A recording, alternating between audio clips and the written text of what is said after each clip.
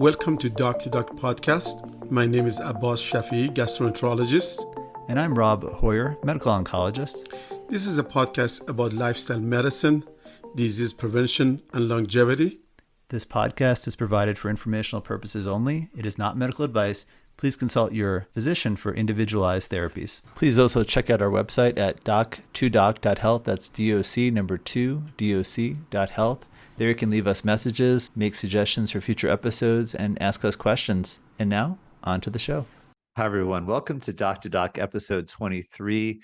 Today we're going to talk about exercise and a whole bunch of different aspects about exercise and get into a little bit of terminology and technical, but also talk about ways to exercise and how to keep your cardiovascular system healthy and how exercise is so important to preventative medicine and longevity. So I will kick it. I just wanted to say also, if you like our videos, please subscribe and hit the like button on YouTube and Apple Podcasts. And I will kick it over to Abbas to start out about the importance of exercise. Hello, everybody. I'm glad to be here again today. Exercise is very important for overall health and well-being of every individual, regardless of the state of their health. If you look at many guidance shows that increasing activity helps with the longevity, hypertension, cardiovascular disease, better control of diabetes, stress, and mood disorder, as well as possibly preventive colon cancer or many other cancers in every individual. So everybody talks about exercise, how much to do it, how long to do it. Many guidance, and they explain the moderate exercise. What is moderate exercise? Is exercising about 30 minutes per day, or on average 150 minutes per week. And that can be done by many different modalities. It can be as a brisk walking, it can be weight training, it can be combination, it can be done gardening or any household activity such as vacuuming, other things in swimming. So as long as we get out of the couch and do some movement and increase our heart rate, and there's many different modalities to measure this, whether for scientific purpose or some athletic purposes. But in general, as long as you be able to talk comfortably while you're doing your exercise, this is moderate exercise. And Rob will go through more of detail of this testing. But overall, you got to do it. You got to do at least 150 minutes per week of moderate or 75 vigorous exercise. Depends on your ability. And as Rob will mention, there's modality if you're more wanted to know exactly what it is, or you're very athletic, you want to know what are these things means. We'll explain those, and then we'll take it from there. Okay, well, great. And it's as preparing for this, I found out that only about 28% of Americans are getting that recommended 150 minutes of moderate exercise, 150 to 300 minutes of moderate intensity exercise, or 75 to 150 minutes of exercise per week. So this is a huge opportunity here to improve, and as Abbas said, there's multiple ways to do this. It doesn't necessarily have to be, a specific type or running or jogging or other. It doesn't have to be that. It can be actually, amazingly, we'll talk about with zone 2 exercise. It's just like a fairly walking or a slightly brisk walk. It can be enough just to be of extended duration. We'll talk about the duration that's recommended of this, but it doesn't have to be, anything that's necessarily painful, and actually it can be quite fun to do this. So we'll talk about this. I thought we could start out with a discussion about something called VO2 max, and this is something that it's a technical term of exercise, but what it is how much oxygen your body can utilize in a minute per kilogram of body weight. And so this is actually what you're doing when you exercise is you're actually trying to improve your VO2 max. And what that is in just to straightforward layman's terms is aerobic exercise. So this is when you're breathing and you're metabolizing oxygen, turning it into carbon dioxide. How much oxygen can you convert into carbon dioxide in a particular amount of time? And with training, this will improve. We know as you get older, the VO2 max decreases. And so one of the ways that you can try to reduce the impact of aging and prevent that age-related frailty. We all see sometimes older people, but sometimes even young people, they have a hard time, walking just 50 feet or 100 feet or a short distance, a block. And so VO2, getting a baseline and then being able to study that improvement with training is really helpful. And so the formal testing of this is done more for elite athletes. You can also do it, estimate it. Some of the fitness centers will do VO2 max training, and it's usually it's a test. It takes about 15 minutes, and what's become popular now is submaximal VO2 max testing. So that looks at exercise, but you're not maxing out until you're basically can't exercise anymore. You're just looking at that level where the body switches over from aerobic using oxygen to anaerobic, not using oxygen. And then when you get to that maximal level, that's the VO2 max. So that's kind of a important term here. And what we're doing with exercise is basically trying to improve that. Not necessarily measuring the number, but you can feel this if you have ever trained or started some exercise. It's really hard at first, and it gets easier with time. And what you're doing is improving your VO2 max is basically what's happening there. That's why you can go a little bit further or a little bit longer in the exercise without feeling like you can't go anymore.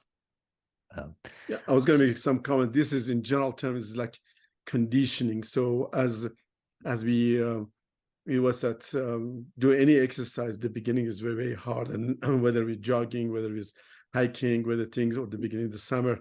And I think this is just keep yourself in a good condition as event happen as we get older, so we can continue to live longevity. One of this talking to a friend of mine, he's a bicyclist, says the people they win was at Tour of de France, they usually they measure they know a sort of ahead of time who has the optimal Vmax, and they usually know these are the guys that are going to win. So it's very interesting. But we don't have to do all of that. We just have to just keep ourselves in a good condition through our life. And as we were preparing this, Abbas made a comment about the term "bless you" or "God bless you," and I thought maybe you want to explain that for the listeners. Yeah, maybe the ancient culture, they knew something. They thought will come with certain amounts of air or oxygen in our body, and when it's run out, that's sort of when we pass out. So through the lifetime, so if you sneeze or pass anybody there, they thought that will decrease the oxygen or air in there. So that was sort of the term of, in many Asian culture, God bless you. It means hopefully that you live a little longer life, even you sneeze or pass any air. So it's very interesting. Even the ancient time, they knew that probably when your Vmax is diminished, that's sort of that your body start deteriorating. So that's whether it has any relationship with it, but that's very interesting when you just look at the ancient cultures. And actually, if you look at the blue zones or people that live long life, they keep activity every day in a group. If they cannot do it, it doesn't have to be a good jog and stuff like that, but they do, group walking or group, activity, dancing, ritual to keep that conditioning going on. Okay, that's a great segue into the cardiac zones. So zone training. Heart rate, using heart rate as a way to gauge work is basically what we're talking about here. So formally in cardiology, this is something called METS, METS, and that's how we measure how much work someone is able to do on like a treadmill test. We have them traditionally running on the treadmill. We're doing an EKG. We're measuring how much work they did and seeing if there's any EKG or cardiac changes as they do that work, how many METs they got. But that's not really applicable to everyday life. But zone training is, and it's quite easy. Basically, you're looking at the percentage of maximal heart rate, and it's so the very basics of this. 220 minus one's age is considered the maximum heart rate. It's not really recommended to be exercising at that level for any, you can hit that level as part of your exercise regimen. That's really vigorous. That'd be like zone 5, high intensity exercise, interval training, for example, something like that, HIIT training, high intensity training. That can be done. But that's really not what's needed for longevity. And what we've found in various studies and just both retrospective and prospective studies, looking back and also looking at studies of how individuals do with different types of exercise, zone 2, which is light to moderate exercise, is probably the most important. And zone 2 training is heart rate in that 60 to 70% of maximal range. And one of the keys is with zone 2 is it's actually kind of light exercise, like hiking or brisk walking. It's actually easy to just blow right through it. And you would think, oh yeah, this is not important. I'm going to get to zone 3 or 4, get my heart rate up. But actually zone 2 has some unique benefits. And that the reason that is because during zone 2, you're actually burning primarily fat. Whereas in the higher zones, you're burning carbohydrates. And so when you're burning fats, that's when a lot of the benefits of exercise are seen. And so I just had a couple of things here about how to know if you're in zone 2. Formally, there's something called the Maftone formula where you can actually measure. It's 180 minus your age, and there's some modifications you can make based on if you have any concurrent illnesses or other health issues, you can add and subtract to that. But basically, for example, for like a 40-year-old individual having a heart rate in the 130-ish range is probably 130 to 140 is probably the proper heart rate for zone 2 training. That it's going to be individual, so it's not a one size fits all. And one very easy way to do this is if you can have a conversation, and you can easily do the activity and call a friend or call someone in your family. And if that person can hear you breathing a little bit, or you have to, after you talk, you have to take a breath, that's when you know you're in zone 2. So it's a very easy way to do this in your everyday life. If the other person can tell, or if you have to take a breath after you say something, that's when you know you're in that zone 2 or near the zone 2. And the idea is to stay in zone 2 for at least 45 minutes per workout. And you want to try to get that at least 180 minutes a week is optimal. Even more is better, to up to 240 if you can, but 180 is kind of the optimal number. But try to get at least 45 minutes per time. So doing short little bursts of zone 2, like doing, say, 15 minutes or 20 minutes is probably not enough. So just like walking around the house, things like that, is probably not sufficient to get really a zone 2 workout. But walking, any type of, even like office work on a treadmill at a low speed is probably sufficient. Hiking, any kind of these we'll talk about activities here in a few minutes, but basically the benefits of zone 2 exercise is about 6 here that I found. So it actually increases the number and efficiency of your mitochondria. Those are the little organelles, little things inside our cells that actually make ATP. They're little bioreactors that are in there, and those guys actually make ATP, which is what our muscles use. And if your body stops making ATP, you will basically die in a matter of seconds. ATP is necessary for life, and all your cells require this ATP to function. Zone 2 increases your performance as an endurance athlete. So interestingly, going slow to go fast is actually kind of interesting. So the more zone 2 you do, when you want to go fast, you'll have more ability to do it. You'll feel that you have that range of exercise, that depth to go a little faster, a little bit further. It improves cardiovascular health. It improves work capacity. So interestingly, it improves ability to even lift, say, for example, weights without even training with those weights. So just zone 2 improves the ability to lift a certain amount of weight. It prevents injury, aids recovery. So this is particularly important as we age. Preventing injury is very important. So zone 2 exercise is safe. Obviously, if you have any cardiovascular risk factors, consult your doctor before any exercise. But zone 2 is light exercise is generally considered safe for most people, and it also boosts mood. So that's when you're hiking or biking on the trail, you see folks who pass by, they're happy, they say hello, good morning.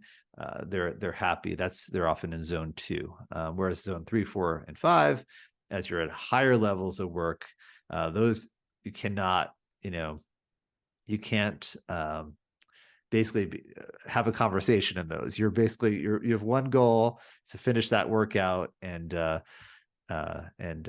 actually want to mention too, some of those exercise health centers will have like cardio movie theaters where you can go and work out, and that's actually a perfect zone 2 exercise. Get on the treadmill, slow speed on that. You can actually watch a movie while you're working out. That's a good zone 2 workout. That's I think that's the kind of the idea of those cardio movie theaters, which I always kind of wondered what those are for, but that's probably one of the things.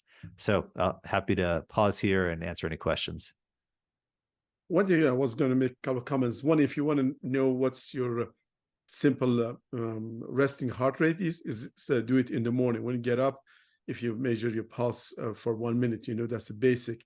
And when you're exercising, you ideally you wanted to probably get onto zone 2 is about 50 to 70% increase, so probably 60-70%. So those are some of the common things that you can do. And again having conversation that will keep you another way to do it non-scientifically.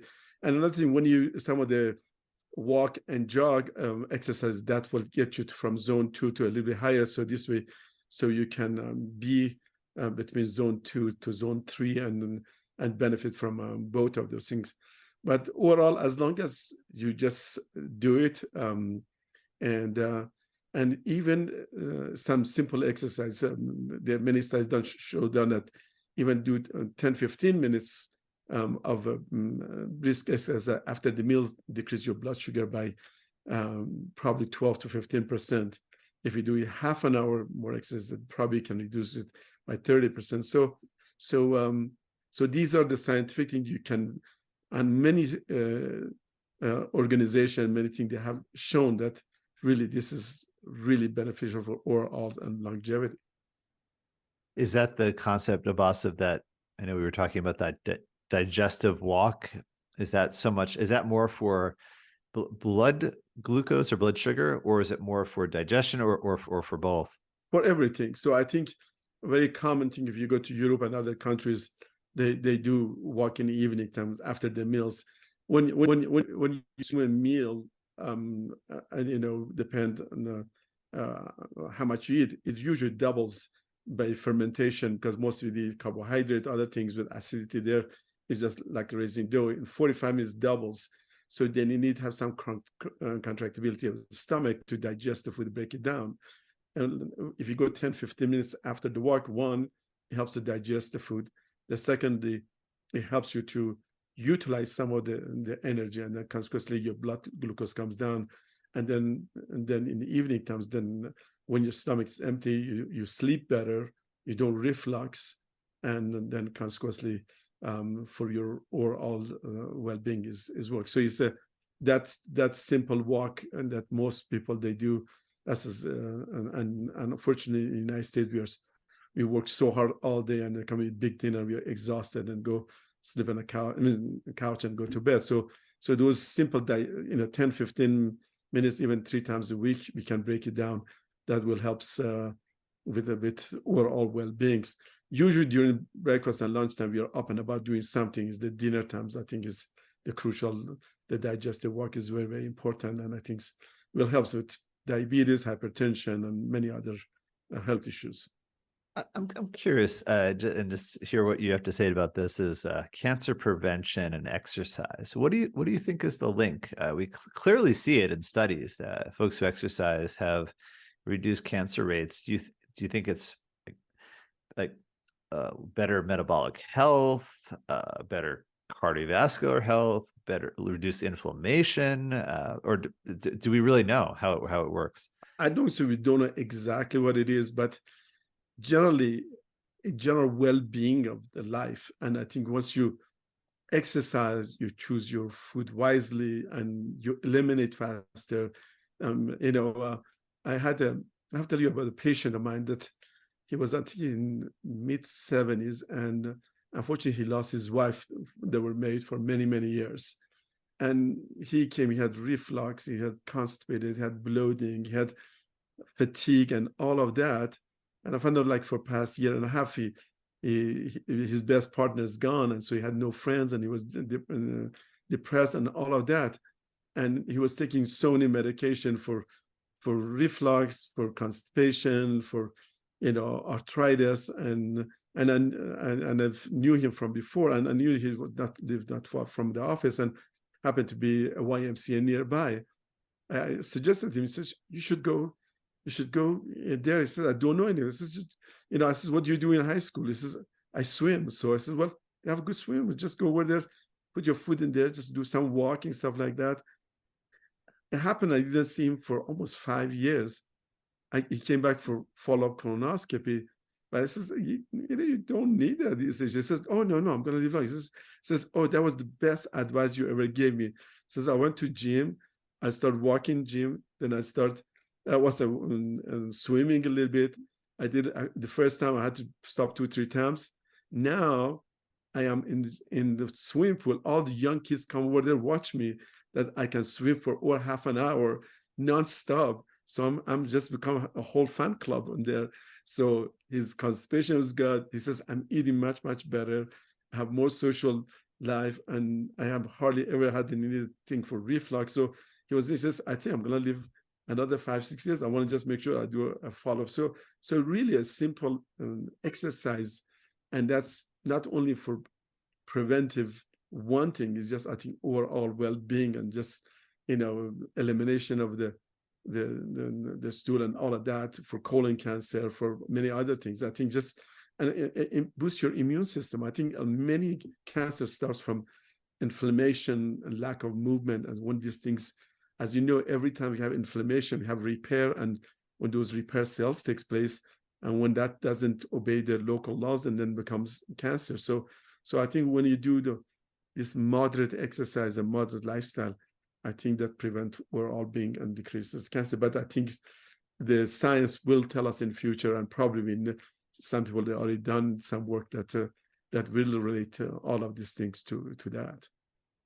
Yeah, it's kind of interesting. It's like an exercise. Essentially, you gave that patient an exercise prescription, is what you gave him, and he followed it to the T plus. He really really did it. I mean, that's amazing. What a neat story. He just changed his lifestyle. He's really and he found a whole social thing that he was feel like belonging, and then from there, he makes so many friends in the pool, and people that come talk to him just because how he does it, and he says, well, what he learned in high school, that he was so he suddenly come to rescue him, yeah, I mean, this is one example. Many other people, they just need simply just get out of the couch and do it.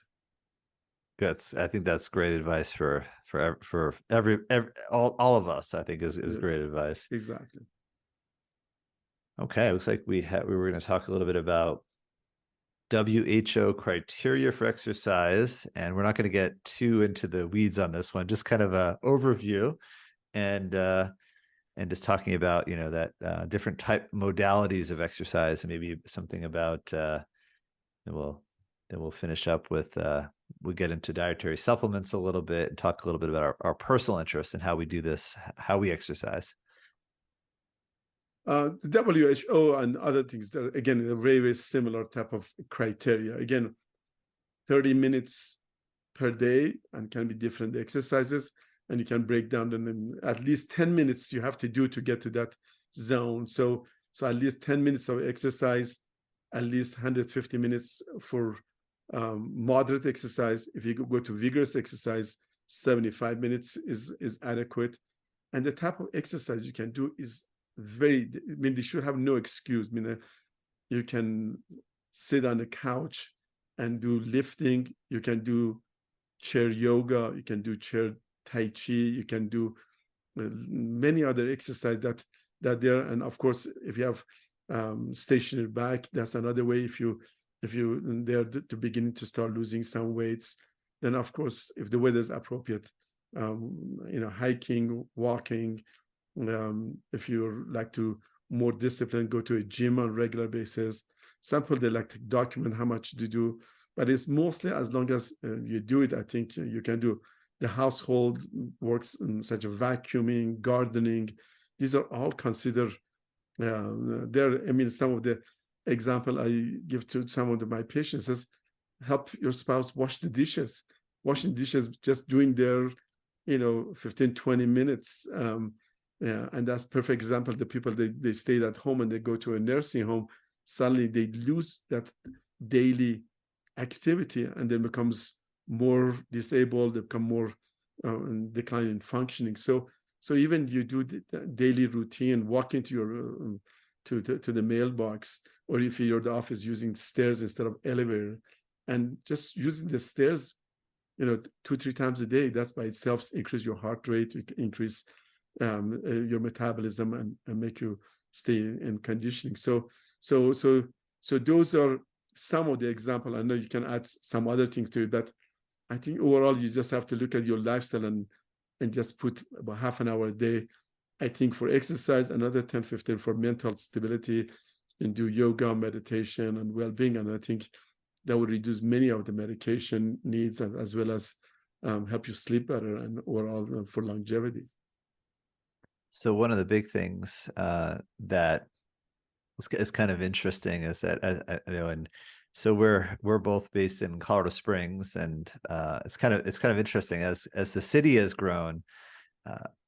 The number of gyms has gone up dramatically. I mean, literally, it seems like every mile or two you drive has a gym popping up, and different brands of gyms and other things. But I think it's important to say that gyms really aren't necessary. You can, and I think a gym has a great social aspect to it. It's kind of fun. You can have a buddy or a class that you go with, and that's kind of a neat way to do it.